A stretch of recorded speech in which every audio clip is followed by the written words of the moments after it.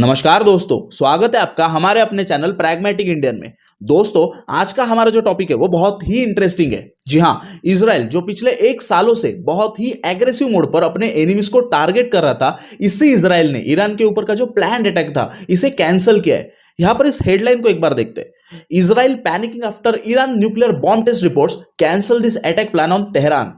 यहां पर इंटरेस्टिंग बात यह है कि मीडिया रिपोर्ट्स में सीधा सीधा यह मेंशन किया जा रहा है कि इजराइल ईरान से डर गया है, लेकिन यहां पर जो बात है वो कुछ और ही है।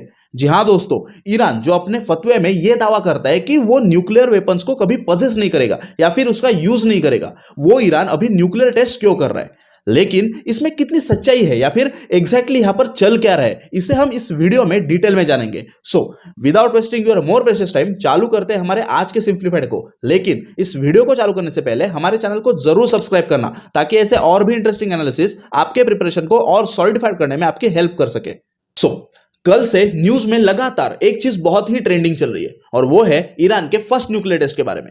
यहां पर भी आप देख सकते हो कि कई सारे आर्टिकल्स पब्लिश हुए जो इस बारे में बात कर रहे हैं। लेकिन इसमें सबसे बड़ी मिस्ट्री जो है वो है कि क्या वाकई में ईरान ने न्यूक्लियर टेस्ट को कंडक्ट किया है। फर्स्ट पोस्ट के इस आर्टिकल को देखते हैं, अर्थक्वेक और nuclear test, what's behind mysterious tremors in Iran. असल में हुआ यह है कि 5 अक्टूबर को ईरान के सेमनान प्रोविंस को 4.6 मैग्नीट्यूड के अर्थक्वेक ने हिला डाला। लेकिन इस हड़कंप ने ईरान के साथ साथ जियोपॉलिटिकल एक्सपर्ट्स, पॉलिसी मेकर्स और स्पेसिफिकली इसराइल को भी हिला डाला है, क्योंकि इस अर्थक्वेक का जो टाइमिंग है, ये टाइमिंग ईरान इसराइल टेंशन से कोइंसाइड करता है। और ये जो इलाका है जिसकी हम बात कर रहे हैं, ये एक ऐसा इलाका है जहां पर अक्सर सिज्मिक एक्टिविटी देखने नहीं मिलती है। और एक बात, ये जो लोग 2025 के प्रीलिम्स की तैयारी कर रहे हैं, इनके लिए सेमनान प्रोविंस बहुत ही क्रूशियल बनता है। सो इसे अपने नोट्स में जरूर मेंशन करना। नाउ, ये जो अर्थक्वेक था वो इतना हेवी था कि इसके ट्रेमर्स सेमनान से करीब 110 किलोमीटर तक महसूस हुए। इस इमेज में देखो, ये यहां पर है सेमनान प्रोविंस और इसके ठीक ऊपर है कैस्पियन सी। ये जो इलाका है, यहीं पर अर्थक्वेक को रिकॉर्ड किया गया। एक बात यहां पर गौर करने वाली है, ये जो सेमनान प्रोविंस है जिसकी हम बात कर रहे हैं, ये ईरान के क्रूशियल न्यूक्लियर फैसिलिटीज के लिए जाना जाता है, और इसी के चलते सोशल मीडिया पर रूमर्स एक्सप्लोड होते हैं। मैं यहां पर रूमर शब्द का इसीलिए इस्तेमाल कर रहा हूं क्योंकि अभी तक ऐसी कुछ स्टडी पब्लिश हुई नहीं है जो इस बात की पुष्टि कर सके कि यह एक न्यूक्लियर टेस्ट था। लेकिन इस इंसिडेंट के तुरंत बाद सोशल मीडिया प्लेटफॉर्म्स पर चर्चा चालू होती है। यहां पर भी हम देख सकते हैं कि Iran has gone nuclear since last night. They used the test bombs 10 kilometers below the surface near Semnan to ensure minimum radiation exposure, and it resulted in 4.6 scale earthquake which was recorded by seismograph.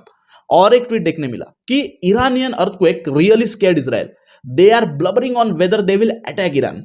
Looks like secret is having nukes. No country will mess with a nuclear power.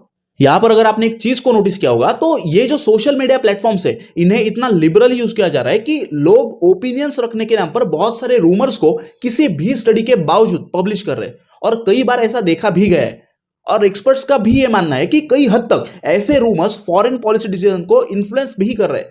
लेकिन इस earthquake को nuclear test से connect करने का कोई तो reason होगा। इसे थोड़ा समझते हैं। सबसे बड़ा फैक्ट यहां पर जो है वो है कि वेस्टर्न कंट्रीज, स्पेसिफिकली यूएसए, हमेशा से ही ईरान के ऊपर ये एक्यूजेशंस करता रहा है कि ईरान अपने न्यूक्लियर प्रोग्राम्स को एडवांस कर रहा है, और इसी की हम अभी अभी बात कर रहे थे।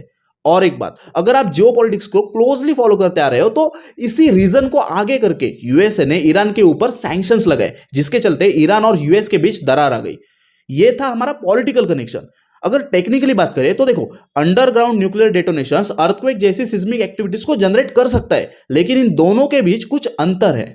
ईरान के जो न्यूक्लियर साइट्स है जैसे कि नतनाज, इन्हें बहुत नीचे तक डीपली लोकेट किया गया है। लेकिन सेमनान के इंसिडेंट में अर्थक्वेक की जो डेप्थ थी वो 10 किलोमीटर बताई जा रही है, और इन कंपैरिजन ये बहुत ही शैलो डेप्थ है। और एक बात, अगर अंडरग्राउंड न्यूक्लियर टेस्ट कंडक्ट की जाती है तो सरफेस के ऊपर कंसिडरेबल डिस्ट्रक्शंस भी देखने मिलता है, और 4.6 मैग्नीट्यूड कुछ कम इंटेंसिटी नहीं है। यहां पर नेचुरल सिस्मिक एक्टिविटीज और न्यूक्लियर टेस्ट को डिफरेंशिएट करना बहुत ही क्रूशियल बनता है।